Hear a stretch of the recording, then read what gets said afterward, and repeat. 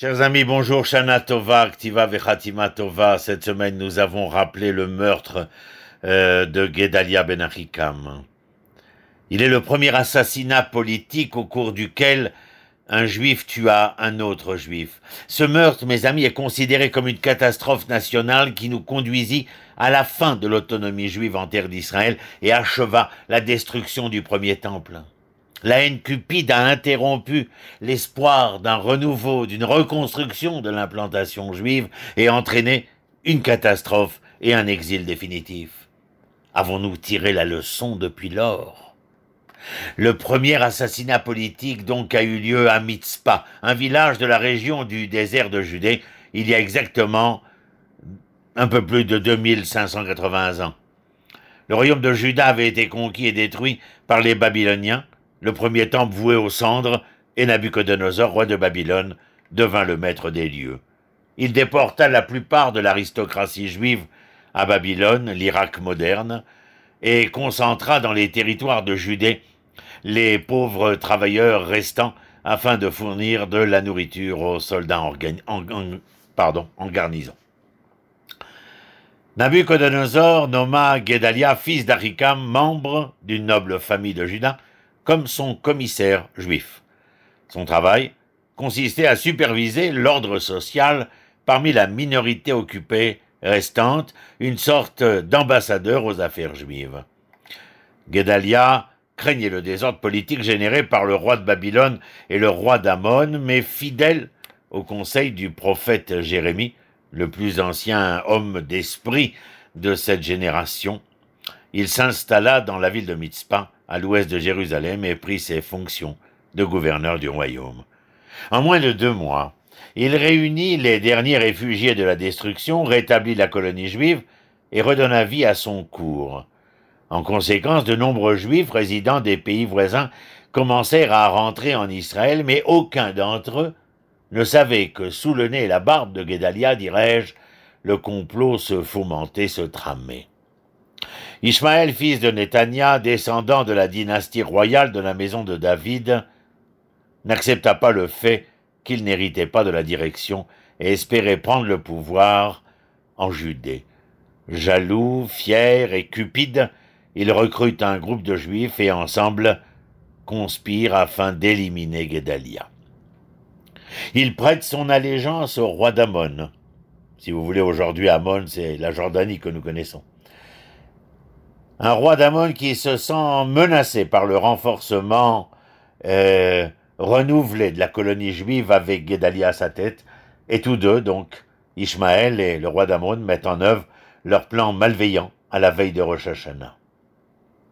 Au milieu de la fête, au cours de laquelle Gedalia accueille Ishmaël et ses hommes, ce dernier se lève, frappe et assassine Gedalia, selon lui le traître.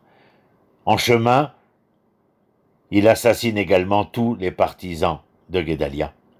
Lui qui espérait arriver au pouvoir rencontra une forte désapprobation et une forte contestation dans la communauté juive, et il fut forcé de s'enfuir pour sauver sa vie et trouva refuge au-delà du Jourdain. Certains habitants de la Judée qui craignaient la vengeance des Babyloniens fuirent vers l'Égypte, d'autres émigrèrent vers d'autres pays, et ainsi l'exil babylonien commença-t-il officiellement. Les mots immoraux qui éclatèrent en Judée ont interrompu l'espoir d'un renouveau et d'une reconstruction, et comme je le disais tout à l'heure, ont conduit la société israélienne vers une autre dévastation. Ils ont mis fin à la souveraineté juive en terre d'Israël et plus effectivement mis fin à la période du premier temple qui se voulait être un symbole d'unité et de garantie mutuelle, d'une responsabilité collective partagée. D'alors à aujourd'hui, il est d'usage, donc, de commémorer chaque année la scission qui nous a déchirés et nous a déracinés de notre terre. 3000 ans, mes amis, se sont écoulés depuis le meurtre, et peu de choses ont vraiment changé dans le nouveau royaume d'Israël d'aujourd'hui. Le peuple est divisé en communautés politiques, sociales, religieuses et ethniques, avec des visions du monde et des aspirations différentes les uns des autres. Des désaccords où chacun se polarise sur ses seuls intérêts partisans. Le traitement de toute forme de leadership est irrespectueux et la haine libérée envahit tout le paysage et étouffe monsieur tout le monde. Chaque individu porte atteinte à son prochain et il ne semble y avoir personne qui puisse avoir la méthode ordonnée, sérieuse, à même de nous rassembler comme un seul peuple, malgré nos différences et nos divergences, si l'on veut parler de paix, d'unité, d'amour entre nous, si nécessaire pour un peuple qui aspire à rester sur cette terre demain et après-demain. Malheureusement, si nous ignorons le moyen magique que nous avons à notre disposition, la sagesse et le savoir. Une matière ou des matières qui enseignent comment transcender à l'aide du lien et de l'amour, le divorce et la haine, comme deux pôles différentiels plus ou moins qui se complètent. La nature égoïste qui nous est inhérente depuis la naissance, je l'appellerai l'instinct pervers, et la force négative qui règne, et elle croît naturellement de jour en jour. À chaque étape de notre vie, cette nature égoïste en révèle une autre tranche, exprimée par des sentiments de distance, de rejet et d'inimitié envers l'autre, envers autrui. En conséquence, nous agissons négligemment les uns avec les autres, entraînant des conflits et des atteintes à la paix et la sérénité, non seulement dans la maison familiale, mais aussi dans la maison nationale. Des problèmes entre les employés sur leur lieu de travail, un traitement impoli et irrespectueux sur la route, et dans les cas extrêmes, des violences, des viols, des meurtres et d'autres incidents choquants. Il est important, mes amis, de comprendre qu'il n'y a pas de réelle capacité pour cacher ou effacer la haine.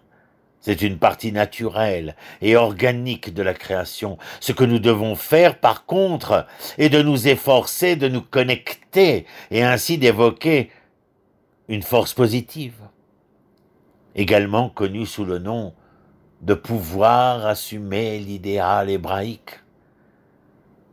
Un idéal hébraïque où l'alliance et l'amour peuvent construire une dimension positive à contre-courant de la haine et ainsi la neutraliser en y ajustant équilibre, calme et quiétude.